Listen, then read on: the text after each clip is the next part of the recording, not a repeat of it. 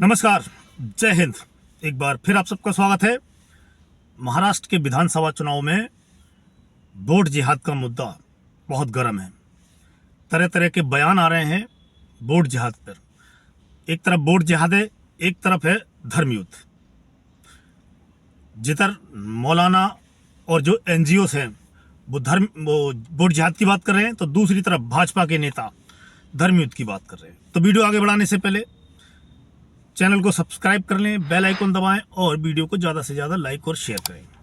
Vote जिहाद का मुद्दा अब कई दिनों से लगातार सुनते जा रहे हैं, वोट जिहाद, वोट जिहाद, वोट जिहाद।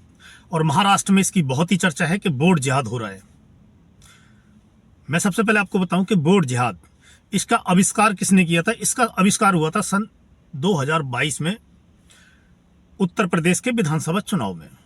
उत्तर प्रदेश के विधानसभा चुनाव में पूर्व केंद्रीय मंत्री और कांग्रेस के वरिष्ठ नेता सलमान खुर्शीद की भतीजी मारिया आलम, उन्होंने एक सभा में वोट जिहाद का जिक्र किया था, या ईजाद किया था, या आविष्कार किया था, या उसको जनरेट किया था। मारिया आलम ने उत्तर प्रदेश के विधानसभा चुनाव में वोट जिहाद का सबसे पहले इस्तेमाल किया था और एक कम्युनिटी को, अपने समुदाय को लामबंद करने की कोशिश की थी। तब से ये वोट जिहाद चर्चा में है। और जो आम चुनाव थे 2024 के, उसमें भी वोट जिहाद की चर्चा हुई थी और लोगों ने बोला था कि वोट जिहाद करना है। अब है महाराष्ट्र के विधानसभा चुनाव। आपको पता है कि महाराष्ट्र में जो विधानसभा चुनाव है वो 20 नवंबर को है। मतदान 20 नवंबर को है और मतगणना 23 नवंबर को होगी, यानी कि नतीजे 23 नवंबर को आएंगे। आज है 18 नवंबर। आज प्रचार का आखिरी दिन है। आज प्रचार थम जाएगा, रैलियां और रोड शो बंद हो जाएंगे। तो महाराष्ट्र के विधानसभा चुनाव में अब वोट जिहाद की बात खुलकर होने लगी है। बहुत सारे एनजीओस और मुस्लिम धर्मगुरु वोट जिहाद की अपील कर रहे हैं, लोगों को लामबंद एकजुट करने की कोशिश कर रहे हैं और उनसे बोला जा रहा है, उनको समझाया जा रहा है कि वो महायुक्ति यानी कि एनडीए गठबंधन को वोट ना करें और वो वोट करें महाविकास अघाड़ी को, यानी कि जो कांग्रेस के नेतृत्व वाला गठबंधन है एमबीए, उसको वोट करें। और विपक्ष को इसमें कोई बुराई अभी तक नजर नहीं आ रही है। और विपक्ष को बुराई तो नजर आएगी, पर जब अपील ऐसी ही अपील उसके खिलाफ होगी और बीजेपी के फेवर में ऐसी ही कोई धर्मगुरु या कोई मठाधीश ऐसी अपील करेगा, तब विपक्ष बिल्कुल बिलबिला जाएगा और बिल्कुल शोर शराबा करने लगेगा और लोकतंत्र की दुहाई देगा, संविधान की दुहाई देगा, चुनाव आयोग को निष्क्रिय बताएगा, न्यायपालिका को निष्क्रिय बताएगा और सब मिले हुए हैं और सब बिके हुए हैं जी, ऐसे ऐसे आरोप लगाए जाएंगे। तो इसमें एक नया नाम अभी जुड़ा है वोट जिहाद में, मौलाना Sajjad Nomani All India Muslim Personal Law Board के मुख्य प्रवक्ता हैं। तो वो अब वोट जिहाद की खुलकर सिफारिश कर रहे हैं या लोगों से अपील कर रहे हैं कि उनको वोट जिहाद करना है। अपील तो यहाँ तक, ऐसे आरोप है कि यहाँ तक की गई है कि जो भी महायुक्ति यानी कि एनडीए, जिसका नेतृत्व भारतीय जनता पार्टी वाला गठबंधन जो कर रहा है, उसको अगर जो वोट देता है उसको मुस्लिम नहीं माना जाएगा। ऐसा कुछ आरोप लगा है, सुनने में आया है, ऐसा समाचारों में या न्यूज में ऐसा आया है। उन्होंने सज्जाद नोमानी ने बोला है कि हमने जो महाविकास अघाड़ी के तीनों नेता हैं, जो प्रमुख सिपा सलार हैं, या जो जिनसे उन्होंने बात की है, या उनके उम्मीदवारों से या उनके बड़े नेताओं से बात की है। हालांकि उन्होंने बोला कि हमारे जो सिपा सलार हैं और जो मैन जो हैं वो हैं शरद पवार, एनसीपी शरद गुट के, और कांग्रेस पार्टी के हैं राहुल गांधी, और एक तीसरे नेता हैं शिवसेना के उद्धव ठाकरे। इनसे उन्होंने बात हुई है, कमिटमेंट लिए, वादा लिया है कि ये हमारे फेवर में जो हमारी कुछ डिमांडें हैं उनको पूरा करेंगे और हमारे फेवर में काम करने, ऐसी कुछ बात हुई है। और इसके बदले में हम इनके उम्मीदवारों का समर्थन करेंगे, उनके लिए वोट मांगेंगे। और एक पूरी लिस्ट उन्होंने बनाई हुई है कि महाराष्ट्र में कहां पर किस उम्मीदवार का समर्थन करना है और किसको वोट देना है, किसको वोट नहीं देना है। और ये तीनों नेता महाराष्ट्र में, इनसे बात हो रखी है हमारी। और हमारा मकसद महाराष्ट्र चुनाव या महाराष्ट्र सरकार नहीं है। हमारा जो असल निशाना है, जो हमारा असल टारगेट है, वो है केंद्र सरकार, यानी कि मोदी सरकार। हमको मोदी सरकार को हटाना है और महाराष्ट्र में महायुति की सरकार को हटाना है। तो हमारा मेन जो मकसद है, जो मेन हमारी मंजिल है, वो है केंद्र सरकार, यानी कि मोदी सरकार। हम, ये शुरुआत है महाराष्ट्र में वोट जिहाद की, और आगे भी हम करेंगे और आगे भी मुसलमानों को एकजुट करते रहेंगे और भाजपा के खिलाफ ये ऐसी अपीलें करते रहेंगे। आरोप तो बहुत बड़े बड़े लगे हैं महाराष्ट्र के विधानसभा चुनाव में। भारतीय जनता पार्टी के वरिष्ठ नेता किरीट सोमैया ने आरोप लगाया है कि वोट जिहाद के लिए महाराष्ट्र में सैकड़ों करोड़ रुपए बैंक अकाउंट जो फर्जी खुलाए गए उनके थ्रू आया है। उनका कहना है कि कुछ गरीब या कम पढ़े लिखे लोगों के पैसे का लालच देकर अकाउंट खुलाए गए। उनको बोला गया कि आपकी नौकरी लगाई जाएगी, बैंक अकाउंट आपका खुलवाना है और बैंक अकाउंट खुलवाते ही आपको 5,000 रुपये मिल जाएंगे। ऐसे ही कुछ लोगों के अकाउंट खुलाए गए और उसमें 200 करोड़ रुपए के आसपास आए और उन पैसों को विड्रॉल या ट्रांसफ़र किया गया। कुछ पैसे चेक से निकाले गए और वो जो पैसा है उसका इस्तेमाल वोट जिहाद में किया गया है। और उन्होंने इस पूरे मामले की जांच की है। और कुछ लोग टीवी पर सामने भी आए मीडिया के, उन्होंने बताया कि हमको नौकरी का झांसा दिया गया था या झूठ बोला गया था, हमारे आधार कार्ड और पैन कार्ड लिए गए, हमारे अकाउंट खुलाए गए। फिर उन्होंने बताया कि हमारे अकाउंट में कितने कितने पैसे आए हैं और कितना कितना विड्रॉल किया गया है, चेक से या ऑनलाइन।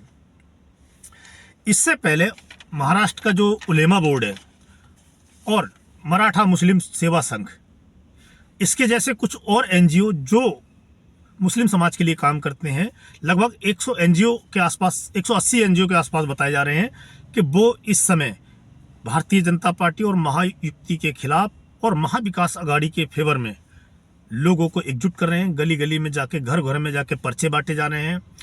और जो उलेमा संघ है, उन्होंने तो बाकायदा 17 मांगों की, अपना जो मांग पत्र था, उनका कहना था कि उन्होंने एनसीपी के नेताओं को सौंपा है और वहां से हमको वादा किया गया है कि इन सब पर बाद में कार्रवाई की जाएगी या इन पर हम सोचेंगे काम करने का, भाई ये डिमांड है आपकी, इस पर कुछ काम किया जाए, इनको पूरा किया जाए, ऐसा उन्होंने कहा है। और बदले में वो महाविकास आघाड़ी के जो उम्मीदवार हैं या जो कैंडिडेट है उनके फेवर में चुनाव प्रचार और उनको समर्थन कर रहे हैं। अब वोट जिहाद की काट के लिए भारतीय जनता पार्टी के जो नेता हैं महाराष्ट्र के, देवेंद्र फडणवीस, जो पूर्व मुख्यमंत्री देवेंद्र फडणवीस हैं, देवेंद्र फडणवीस ने इस धर्म युद्ध का अपना एक नारा दिया है कि वोट जिहाद की काट के लिए हम धर्म युद्ध करेंगे। उन्होंने भी अपील की है लोगों से कि वोट जिहाद के खिलाफ धर्म युद्ध करें और महायुति को वोट दें। और अब जो बाकी की जो पार्टियां हैं, जैसे महाविकास आघाड़ी की, उनको धर्म युद्ध का जो नारा दिया गया है या जो अपील की गई है, उसमें बहुत बुराई नजर आ रही है कि ये जो नारा है ये ठीक नहीं है। धर्म युद्ध कैसे बोल सकते हो आप? कैसे बोल सकते हो आप महाराष्ट्र में धर्म युद्ध होगा? कोई धर्म युद्ध नहीं होगा। वोट जिहाद हो सकता है पर धर्म युद्ध नहीं होगा। और इन दोनों गठबंधनों के बीच में एक और नेता है जिसका जिक्र करना बहुत जरूरी है और जो महाराष्ट्र में बहुत बड़ा प्लेयर बनकर निकल सकता है। सब कुछ डिपेंड करेगा उसकी पार्टी के प्रदर्शन पे। मैं बात कर रहा हूं AIMIM के असदुद्दीन ओवैसी और उनके भाई अकबरुद्दीन की। ये दोनों जो भाई हैं,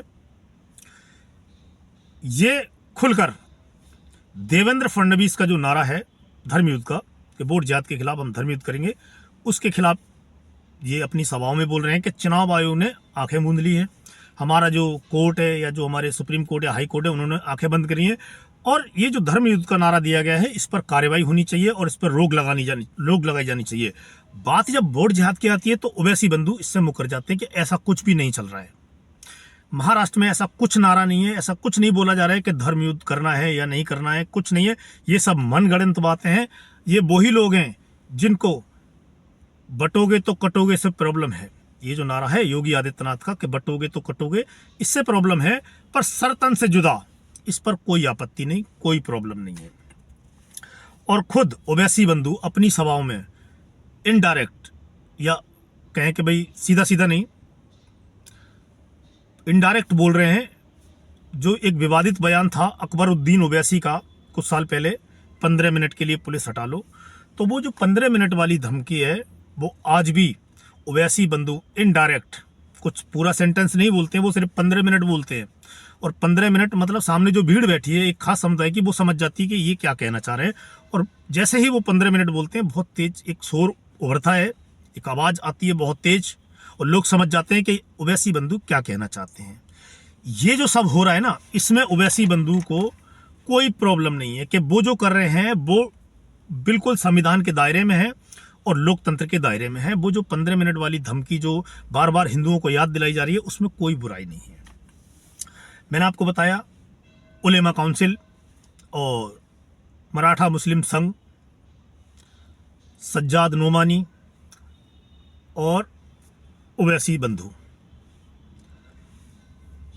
ये जो लोग हैं इनको धर्म युद्ध से परेशानी है और इनको किसी चीज़ से परेशानी नहीं है। और इन पर अगर कोई सवाल उठाएगा तो वो सांप्रदायिक हो जाएगा, और धर्म युद्ध की कोई बात करेगा तो वो नफरत फैलाने वाला हो जाएगा। और देवेंद्र फडणवीस इनको ऐसे ही नजर आ रहे हैं कि वो लोगों में नफरत फैला रहे हैं। बात करते हैं एमबीए के नेताओं की। जो महाविकास अघाड़ी के जो नेता हैं, अभी वो कुछ बोल नहीं रहे हैं। उनको सब कुछ अच्छा लग रहा है, उनको सब बढ़िया लग रहा है। कहीं कोई संविधान का उल्लंघन नहीं है, कहीं पर कोई लोकतंत्र की हत्या नहीं हो रही है, वहां पर सब उनको अच्छा लग रहा है। क्योंकि ये जो अपीलें हैं, ये जो एनजीओ हैं, ये जो काम कर रहे हैं, वो उनके ही फेवर में वोट देने का काम बात कर रहे हैं। इसलिए उनको इसमें कोई बुराई नजर नहीं आती, कोई सांप्रदायिकता, कोई नफरत या कुछ ऐसा कुछ भी नजर नहीं आता है।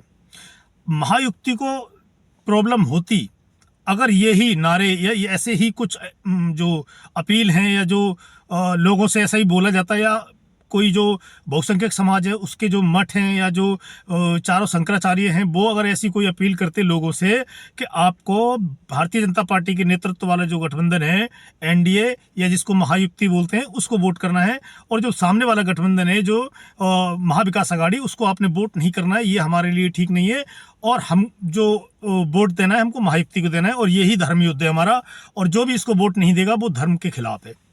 तब कांग्रेस को भी दिक्कत होती, एनसीपी को भी दिक्कत होती, और शिवसेना को भी दिक्कत होती, उद्धव ठाकरे वाली को, सबको दिक्कत होती, सब परेशान हो जाते। और जो भारत में धर्मनिरपेक्षता के जो चैंपियन बने घूमते हैं सेकुलरिज्म के, वो अभी कहीं नजर नहीं आ रहे हैं। उनका कहीं पता नहीं चल रहा है कि वो जो चैंपियन है धर्मनिरपेक्षता के, वो कहाँ पर है।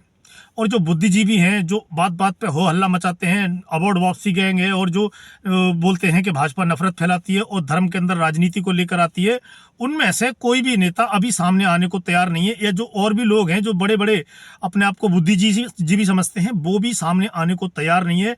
पता नहीं क्यों वो ऐसा सामने आने को तैयार नहीं है। उनको लगता होगा शायद कि अगर हम कुछ रिएक्शन देंगे, इस पर कुछ बोलेंगे, तो एक समुदाय को, जो खास समुदाय है, वो हमसे खिलाफ हो जाएगा और वो हमसे दूर हो जाएगा, ऐसा शायद उनको लगता होगा।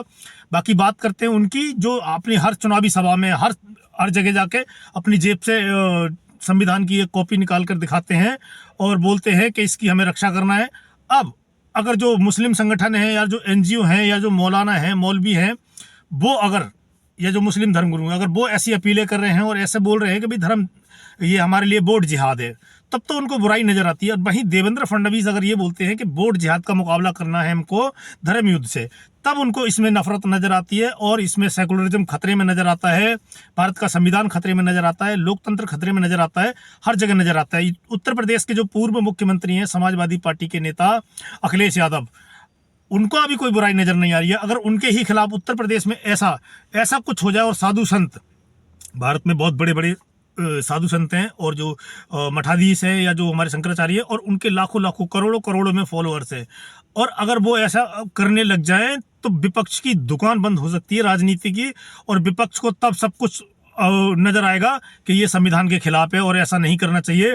फिर वो उनको बताएंगे कि जो जैसे अखिलेश यादव बोलते हैं योगी आदित्यनाथ के बारे में कि वो, या जो बोलते हैं अपना कांग्रेस के अध्यक्ष मल्लिकार्जुन खड़गे कि योगी को मठ में जाना चाहिए, और जैसे उन कपड़े पहने हैं उनके कपड़ों का, वस्त्रों का रंग बताते हैं वो, कि उनको जाके वहाँ पर अच्छे अच्छे प्रवचन देने चाहिए, उनको राजनीति नहीं करनी चाहिए। पर मुस्लिम धर्मगुरुओं के बारे में किसी का मुंह नहीं खुल रहा है ये बोलने के लिए कि मुस्लिम धर्मगुरुओं को अपना काम करना चाहिए, राजनीति में दखलंदाजी नहीं करनी चाहिए।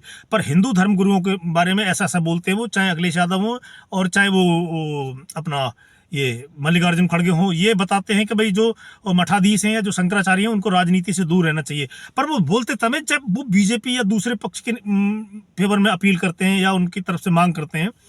पर वो जब जैसे ही इंडिया गठबंधन या फिर कांग्रेस पार्टी के फेवर में होते हैं तब उनको वो बुरा नहीं लगता है।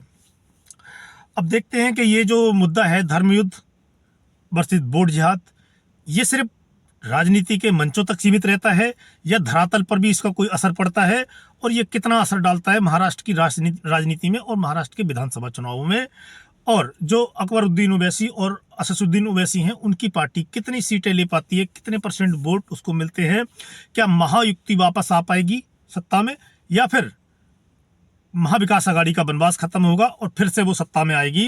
ये सब देखने वाली बातें, इसका पता चलेगा हमको 23 नवंबर को, जिस दिन वोटों की गिनती होगी यानी कि मतगणना होगी, उस दिन हमको ये सब पता चलेगा। तब तक के लिए इतना ही। जय हिंद, जय भारत।